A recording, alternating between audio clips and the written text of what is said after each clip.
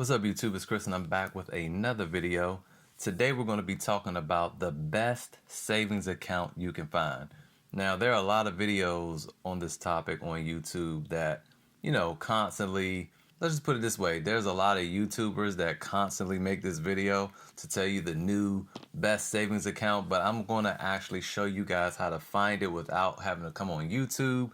You can sift through all of them yourself. And there's actually a website that constantly looks out for best rates, low fees, compounding interest frequency, and all of that. And I'm going to show you what that is today. So the website you want to go to is called Bankrate.com. All right. Now, I have no affiliations or anything with Bankrate, but I've been using them for a long time to find checking accounts, credit cards, and savings accounts, and other little things. They deal in everything finance, all right? And the reason you want to come back to this place and look for savings accounts is because savings banks are like Walmart. I mean, they constantly have sales. And by sales, I mean they may have higher interest rates at certain times of the year than other times of the year. Like right now, interest rates are pretty low, but over the summertime, they were a little higher. So you want to constantly come back here and check and see every few months, what the rates are looking like. So I'm going to go ahead and show you how I find the best savings account. So you go to banking, and then you come over here to savings accounts. And immediately they'll pop up. Now you can come over here and you can fill out your own information. Most people aren't going to be doing that. So let's say like $1,000, right? Because some of these, like here, you got to have a minimum balance of $5,000 in order to get this interest rate, and that's not what we want. So let's go ahead and say 1,000 and hit enter. And now it's going to give us some different products. And I like to do all products instead of the featured ones, because the featured ones, that means they paid for this spot. So let's go to all products, and we should see some of those things change. So right here, we have Hsbc ranked number 1 here. Look, as you can see, the minimum balance to get 2.05%. And you see right here, it says as of Tuesday. This is as of Tuesday, December 31st. So it's possible that this could have changed. But this one is current as of today, Monday, January 6th, 2.02 with VO Bank. I don't know about them. I've never heard of this bank. I like dealing with big banks that I've heard of. The reason I like dealing with big banks is because they have a less likelihood of disappearing. All right. And I have never had to deal with a bank that has disappeared. But when a bank goes under, of course your money is insured, but I don't know what what hurdles and hassle you have to go through in order to get that money back. And if you had too much money in there, they are just gone with your money. So I personally stay away from small banks like this, and I like to deal with big ones who are having really good specials like this one. So we have 2.05% interest, $1 minimum balance. What is this? $20. Oh, they're just telling you what your estimated earnings is. We can ignore that. Let's go down a little bit more. We see also with VioBank, you need a $100 minimum. UFB Direct is offering 2% with no money needed.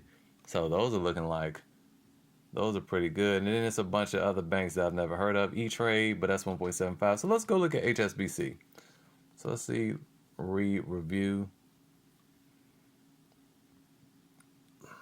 I don't really like reading reviews. That's not really what I want to see.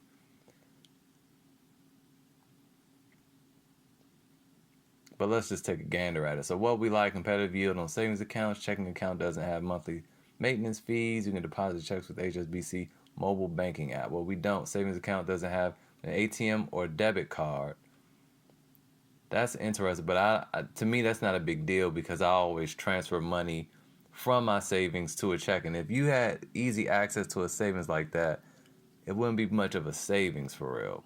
But what I do recommend is if you're going to have a savings account with a bank, also have a checking account, because let's say it's an emergency and you need to get money out of the savings account, right? If you only have a savings with this bank, it's going to take a day or whatever to, move the money from that bank to another bank. But if you had accounts at the same bank, a checking and a savings, at least I know Bank of America like this. Everybody likes to dog Bank of America, but honestly, for a person in a pinch, and really for anything you're looking at doing, with the exception of get interest, Bank of America has worked for me. So, like I was saying, if you need to draw money out of this account, you can just switch it from your savings to your checking, and it's instantly, and boom, you can swipe your card. So I'll always recommend that you have a checking and a savings with the bank, and make sure that the transfers between accounts within the same bank are instant. So HSBC has branches in only 9 states. Yeah, I'm not always fond of that, especially when it's dealing with a checking account. And this is not doing pros and cons of a savings. It's doing overall, and I agree with that. A checking account, it doesn't matter. Let's say account is called a limited service product, but doesn't offer checks. I haven't needed to use a check in a real long time, but I know, and sometimes that's meaningful. You need that.